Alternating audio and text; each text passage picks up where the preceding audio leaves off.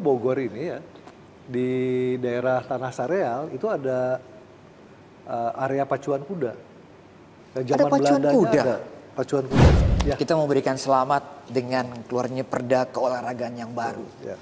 Ini kalau nggak salah Kota Bogor yang pertama ya? Iya, salah satu ya. Coba cerita sedikit deh. Perda olahraga dikaitkan dengan undang-undang keolahragaan pemerintah kan? Betul. Jadi Kang Ded, salah satu poin dari perda itu adalah memberikan reward. Wah, jadi atlet-atlet Kota Bogor dengan adanya perda ini ya pasti senang dong Kang. Ya, paling tidak ada jaminan ya. Ada jaminan. Nah, dari hasil penelitian itu diperoleh keterangan bahwa penyakit orang Bogor ada 4. Apa tuh Kang? Diabetes, hipertensi, jantung, dan stroke. Waduh. Insya Allah tahun depan kita mulai akan membangun sebuah kawasan namanya Kampung Atlet di daerah Kayu Manis, Tanah Sareal. Kampung Atlet.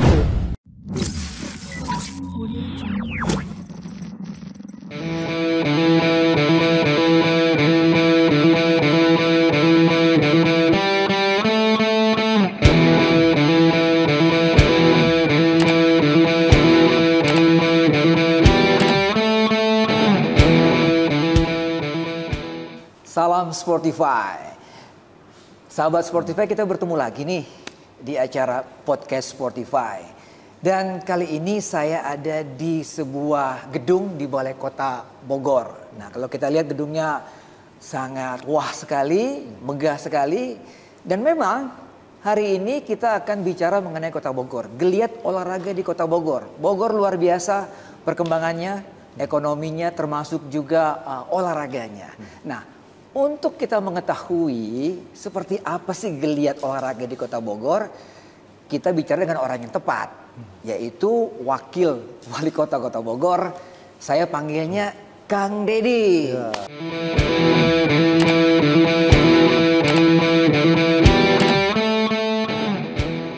Apa kabar Kang? Alhamdulillah. Alhamdulillah. Baik. Boy. Ya. Enak sekali nih gedungnya Kang. Ini aduh. Ini gedung Cagar Budaya ya. Cagar Budaya. Kalau dari catatan resminya sih dibangun sekitar tahun 1890-an. Wow. Ya, jadi dulu Belanda memanfaatkan ini sebagai kantor ya. Ya.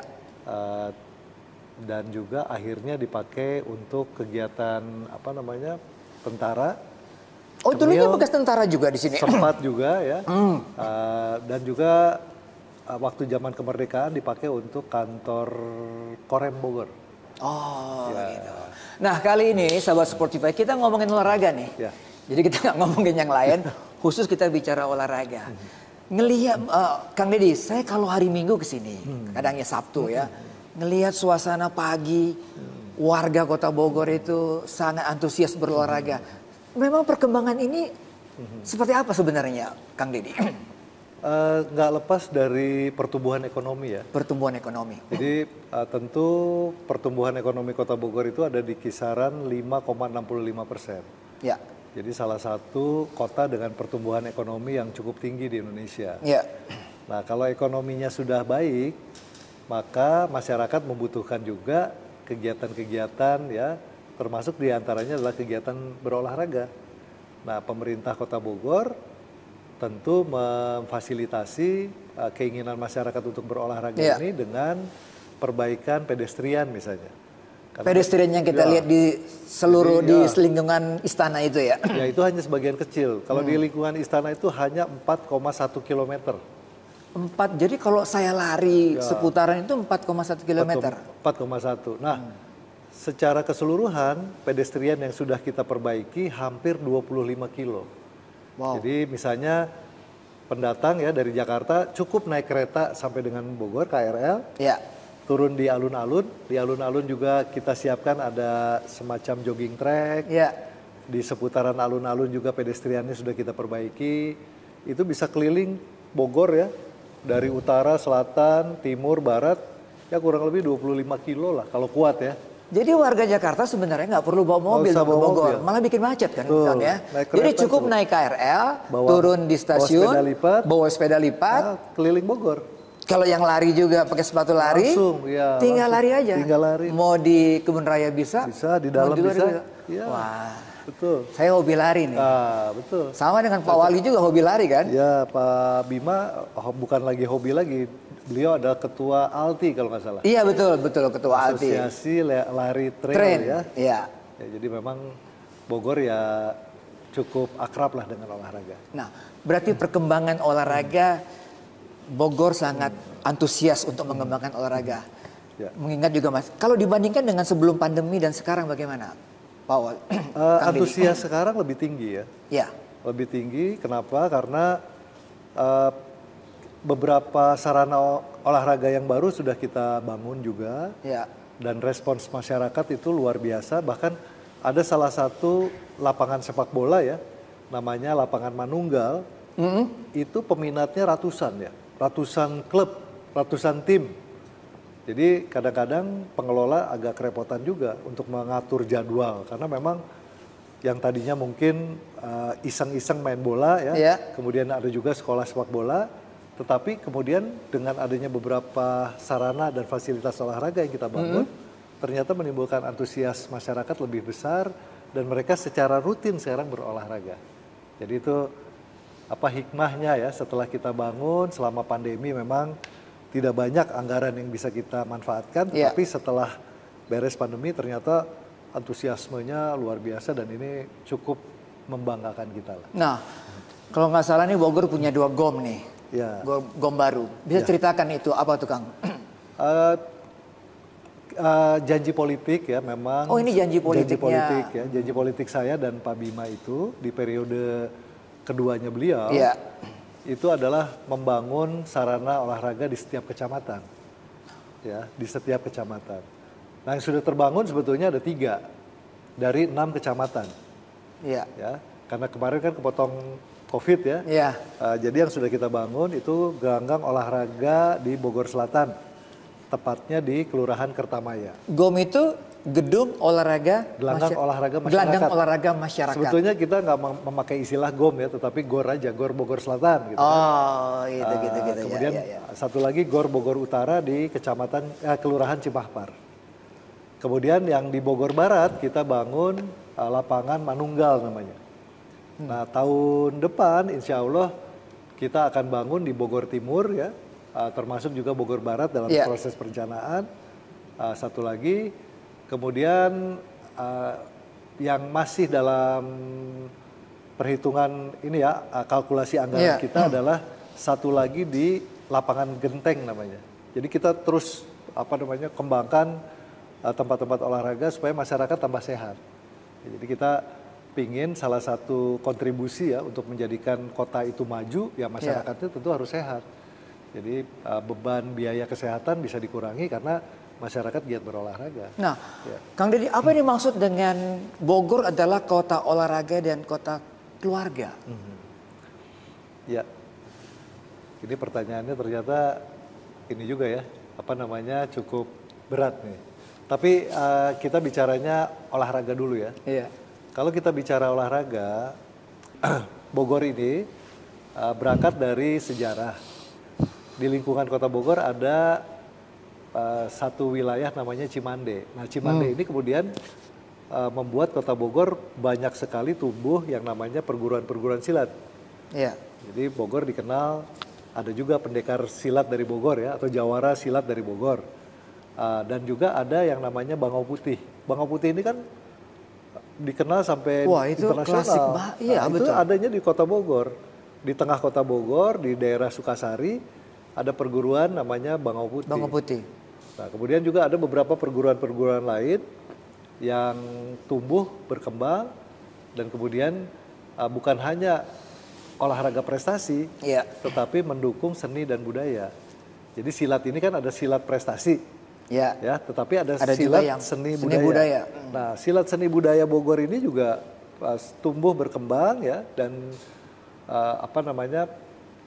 antusiasme masyarakatnya juga sangat tinggi. Dan banyak sekali kegiatan-kegiatan masyarakat yang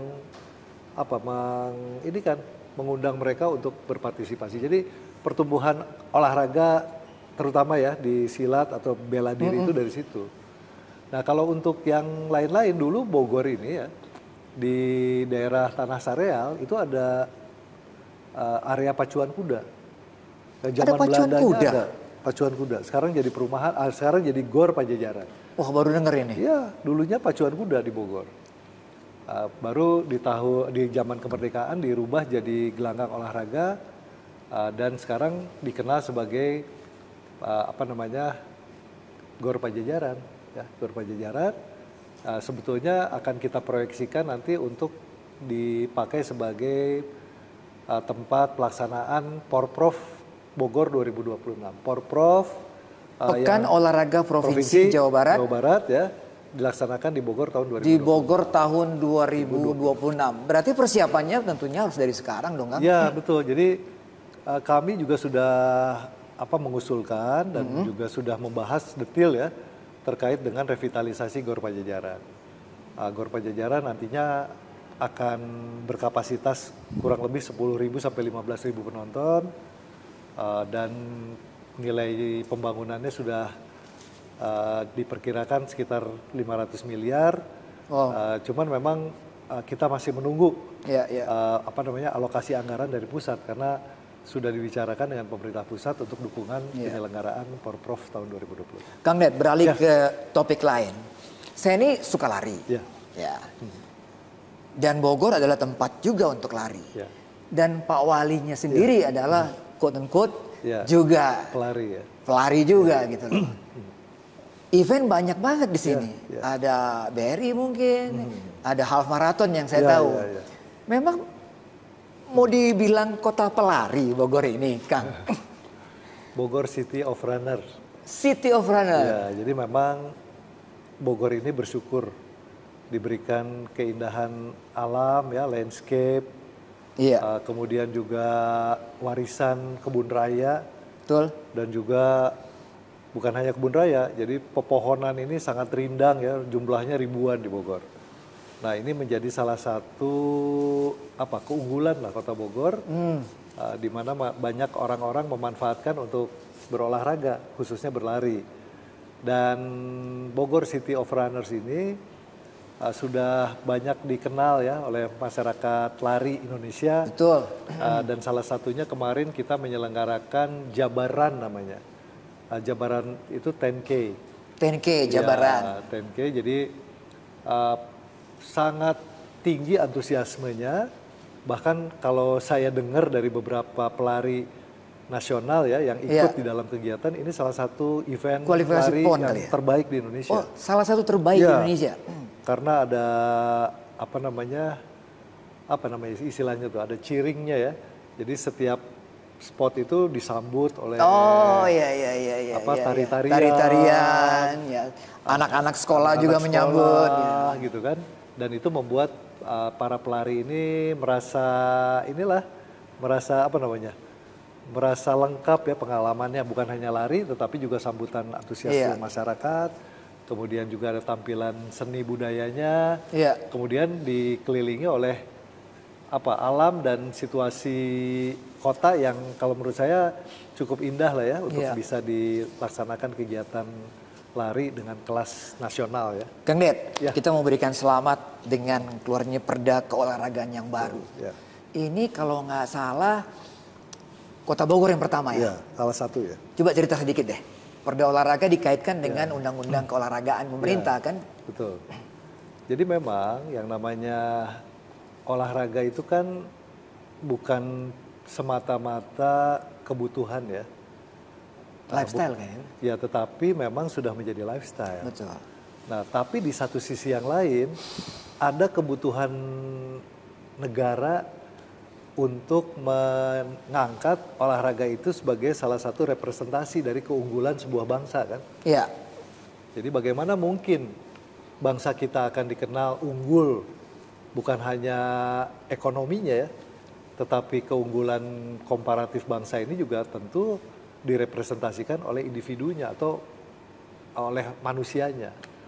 Nah, berangkat dari situ juga tentu kita harus berpikir kalau orang memilih hidupnya itu dari olahraga, ya kemudian dia mengharumkan nama bangsa, mengharumkan nama wilayah, mengharumkan nama daerah, terus negara memberikan apa sama dia kan gitu kan? Ya. Sementara pengorbanan seorang atlet itu kan banyak. Betul. Dia nggak bisa sekolah seperti kita gitu kan. Dia nggak bisa hidup berkeluarga seperti orang normal lainnya. Banyak waktu yang mereka habiskan untuk memperkuat ininya kan individu kekuatan diri dia untuk bisa berprestasi. Nah negara juga harusnya memberikan juga timbal balik kepada mereka. Jadi Kang Ded, salah satu poin dari perda itu adalah memberikan reward. Wah, jadi atlet-atlet Kota Bogor dengan adanya perda ini ya pasti senang dong, Kang. Ya, paling tidak ada jaminan ya. Ada jaminan. Ada jaminan bahwa mereka selama mendedikasikan dirinya untuk olahraga dan tujuannya adalah mengharumkan nama daerah, kemudian tentu harapannya mengharumkan nama bangsa, maka mereka paling tidak kehidupan basicnya itu kita perhatikan. Kang, satu hal Kang. Dengan event seperti lari, sepeda apapun yang ada di Bogor, itu kan berarti mengundang juga. Tidak hanya dari daerah, tapi Jakarta misalnya. Itu dikaitkan dengan PDA dari Kota Bogor. Impactnya apakah impact ke penghuni hotel, kuliner dan sebagainya itu? PAD ya? PAD. Betul, jadi memang begini, saat ini Bogor ini kan kota perdagangan dan jasa. Ya, perdagangan dan jasa. Nah perdagangan jasa ini tentu imbasnya adalah tingginya okupansi hotel ya. Karena ada event-event tertentu lah. Ini kita ngomongin olahraga loh Kang. Ya, olahraga. Ya artinya gini, intinya hotel ini hidup tentu dari perdagangan dan jasa. Nah, kemudian perdagangan dan jasa ini ditopang oleh kegiatan-kegiatan, misalnya rapat-rapat ya pemerintah pusat di Bogor. Termasuk salah satunya adalah kegiatan-kegiatan atau event-event olahraga. Jadi di weekend itu memang masyarakat yang mengisi atau okupansi hotel terpenuhi oleh kegiatan olahraga.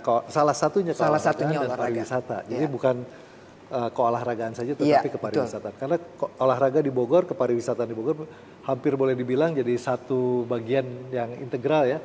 Kan tadi suasananya menunjang kan gitu kan. Berolahraga di Bogor juga menyenangkan. Maka daripada bolak-balik ke Jakarta atau dari daerah lain ya lebih baik nginep di Bogor, olahraga dari pagi. Nah itu salah satu yang kemudian menjadi kontributor ya dari keterisian hunian hotel di Bogor adalah kegiatan. Jadi sahabat Sportify dari Jakarta, dari Bandung ke Bogor hari mungkin Jumat malam nginep, Sabtu pagi bisa lari, bisa bersepeda dan sebagainya. Juga membantu juga kuliner di sini, menikmati kuliner segala macam. Wow, keren banget itu. Nah, Kang, kita tahu bahwa atlet Bogor juga ada, penghuni Kota Bogor ada juga yang terlibat di SEA Games sekarang di Kamboja, ya kan? Kalau nggak salah ada berapa emas sih Kang ya? Kalau nggak salah emasnya dua dari bela diri ya. Bela diri. Kemudian dari dayung ada satu. Kemudian satu lagi saya lupa tuh, update nanti ya. Tapi intinya memang itu buah dari pembinaan prestasi atlet Kota Bogor ya. Yang tidak lepas dari ikut campurnya pemerintah ya. Memberikan insentif. Kemarin juga kita baru menurunkan KDD atau bonus ya, yang jumlahnya kalau menurut saya ya cukup signifikan lah. Saya nggak tahu ya daerah lain, tapi kalau buat atlet Kota Bogor yang kemarin berprestasi di Porprov misalnya, sebelumnya di Asian Games malah, kemudian sekarang nanti di SEA Games itu akan mendapatkan reward dari pemerintah yang cukup signifikan. Nah ini peran dari kita ya, meskipun belum tentu harus terus didorong, digenjot lagi prestasi, tetapi pemerintah pasti tidak akan lupa memberikan semacam penghargaan bagi mereka. Berarti ada bonus nih buat para atlet yang dari Kota Bogor ya Kang pasti. Nah pembinaan untuk selanjutnya kan tentunya tidak hanya mungkin cukup 3 emas ataupun 2 emas. Tapi nanti kita akan menghadapi SEA Games atau Asian Games. Ya. Bagaimana kesiapan ataupun dorongan dari Pemkot ya terhadap atlet-atlet muda yang ada di Kota Bogor, Kang? Ya, pertama yang harus kita perhatikan adalah ketersediaan sarana prasarana dulu. Betul. Ya, tadi yang disampaikan di awal, kita bangun 3 tempat olahraga ya. Ya. Dan kemudian kita akan revitalisasi Gor Pajajaran. Selanjutnya, insya Allah tahun depan kita mulai akan membangun sebuah kawasan namanya Kampung Atlet di daerah Kayu Manis, Tanah Sareal. Kampung Atlet. Berapa luasnya, Kang? Luasnya kurang lebih tadinya sekitar 12 hektar, tapi kepotong jalan tol ya 3 hektar, sisanya ya 9 hektaran lah, 9 hektar lebih. Apa yang ada di dalam kampungnya itu? Nanti kita akan buat semacam asrama ya, asrama untuk atlet yang sedang melaksanakan misalnya latihan berkelanjutan ya. Kemudian juga mereka yang mempersiapkan diri untuk berbagai kejuaraan, termasuk juga kita siapkan ada lapangan tembak berskala internasional, ada semacam indoor stadium ya, atau tempat olahraga tertutup yang bisa dimanfaatkan oleh kegiatan bela diri, oleh badminton, tenis dan lain sebagainya. Jadi kita akan bangun di sana. Alhamdulillah anggarannya Banprov juga sudah finalisasi, tinggal pelaksanaannya di awal tahun depan. Itu salah satu. Dan kita akan dorong untuk pembangunan 2 gor kecamatan ya, ditambah 1 revitalisasi Gor Pajajaran akan kita dorong, kita push kepada pemerintah pusat untuk komitmen pembangunannya segera dilaksanakan. PON Papua kemarin kebetulan saya di sana nih, Kang. Jabar juara umum. Iya, betul. Luar biasa. Kontribusi dari atlet Kota Bogor terhadap tim Jabar bagaimana, Kang? Dari PON kemarin juga cukup signifikan ya. Beberapa atlet, khususnya atlet menembak dan bela diri, itu selalu memberikan kontribusi untuk jenjang berikutnya kan, dari daerah, dari Kota Bogor ke provinsi, dari provinsi ke nasional. Nah itu juga saya ingin sampaikan bahwa kita ada semacam pemberian sebetulnya saya nggak mau ngomong gaji ya, tetapi semacam kontribusi uang bulanan kepada atlet ya, sehingga mereka tidak pengorbanan mereka, kemudian juga lelah mereka itu paling tidak kita berikan apresiasi dulu. Nah sehingga mereka tentu bisa fokus dalam meningkatkan prestasi mereka. Nah itu salah satu jalan yang kita tempuh supaya atlet kita bisa berkontribusi di Jabar kemudian bisa berkontribusi di nasional. Wow, jadi atlet-atlet Bogor juga punya kontribusi yang cukup signifikan ya, Kang ya, buat Jabar yang menjadi juara umum. Dan kalau kita tahu bahwa memang Jabar sangat superior nih, Kang, di PON kemarin. Ya insya Allah PON berikutnya juga kita siap. Ya beberapa cabur sudah mempersiapkan diri juga. Kita koordinasi juga dengan KONI Bogor maupun KONI Jabar.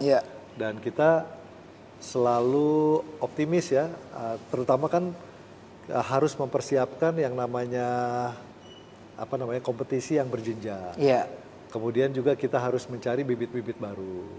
Kemudian juga tidak lupa juga ini para pelatih ya, dan juga official yang berkualitas, selalu kita jaga ritme dan juga semangat mereka. Karena kalau kita tidak jaga, tentu bagaimana mungkin kita bisa berprestasi. Jadi semangatnya harus sama nih semua. Dari pemerintah, kalau ditanya buktinya apa pemerintah mensupport, pemerintah sudah mengeluarkan perda keolahragaan. Bahkan mereka yang sudah berprestasi bisa kami terima sebagai pegawai di badan usaha milik daerah. Kan itu itu sebagai reward lah. Ya kalau orang mungkin setelah berprestasi dilupakan atau jual medali. Kalau di Bogor terjadi tuh, Kang, jual medali. Betul. Makanya di Bogor kami sangat membuka kesempatan yang sudah berprestasi itu bisa kami terima sebagai pegawai di badan usaha milik daerah Kota Bogor. Wow, jadi ada jaminan ya. Oke, sahabat Sportify, kita ingin tanya nih ke Kang Deddy nih. Kalau ngomongin olahraga, kalau nggak olahraga ya lucu juga ya. Pak Wali lari udah pasti, sepeda juga ya.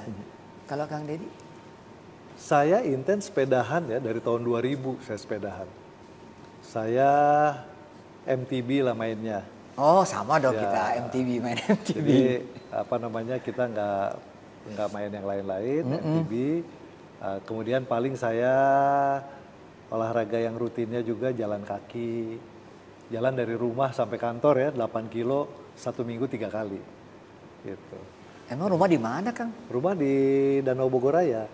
Oh, jalan kaki 8 kilo. Kurang lebih 8 kilo. Kurang lebih 8 kilo. Lumayan. Jadi, itu, Kang. Berangkat kurang lebih jam 6:30 pagi, jam 8 sudah sampai kantor. Tapi Punten, jalannya santai. Itu banyak juga karyawan-karyawan yang ngikutin gaya Kang Deddy gitu, seminggu sekali. Jalan kaki dari rumah atau naik sepeda. Mungkin ada ya, beberapa memang suka juga. Mereka juga rata-rata atlet lah. Pegawai di Kota Bogor ini rata-rata mereka senang olahraga semua. Ya karena memang Pak Walinya, kita semua memberikan contoh lah ya, bahwa kita memang harus hidup sehat. Ya, jadi itu salah satu usaha kita untuk bisa mengajak mereka untuk bisa ikut di olahraga. Kang Deddy, apa pesan-pesan buat kita tahu tadi kita juga mengamati antusias dari anak muda Bogor, bahkan nggak hanya anak muda, orang tua. Apa pesan buat warga Bogor secara umum tentang kehidupan di Bogor dan juga tentang olahraga? Saya mau informasikan dulu satu hal penting ya, bahwa di dalam hasil penelitian dari Kementerian Kesehatan tahun 2010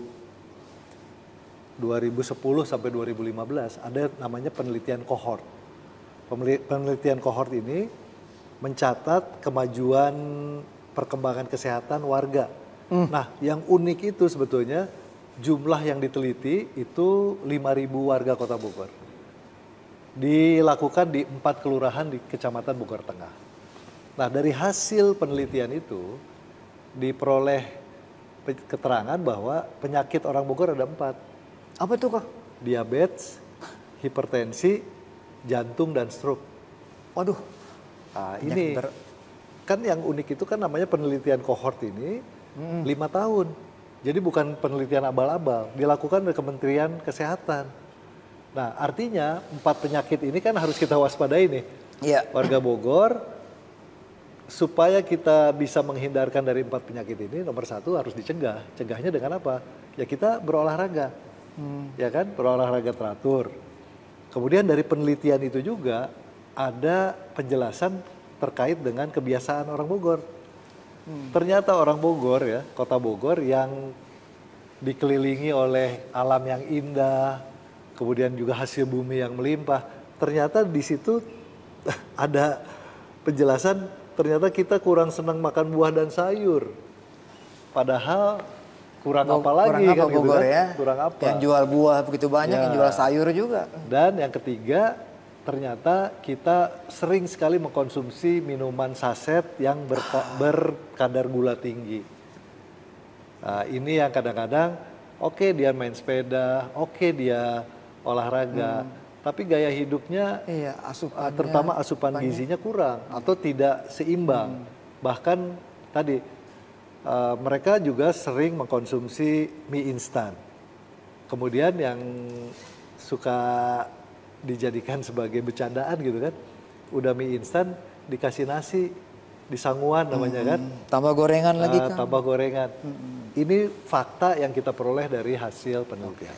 Jadi warga Bogor bukan hanya olahraga yang penting, tetapi juga bagaimana kita menyeimbangkan gizi, asupan, kemudian juga menghindari dari beberapa gaya hidup yang berbahaya ya. Yang bisa menimbulkan 4 penyakit tadi. Oke, itu pesan buat warga Bogor, Kang. Ya. Jadi terima kasih untuk wawancaranya. Semoga kita tetap sehat, Amin, amin. Dan warga Bogor juga tetap sehat. Amin. Oke. Amin, amin. Demikian sahabat Spotify, wawancara kita dengan Wakil Wali Kota Kota Bogor, Kang Deddy. Semoga bermanfaat. Kita bertemu lagi di lain kesempatan. Salam Spotify.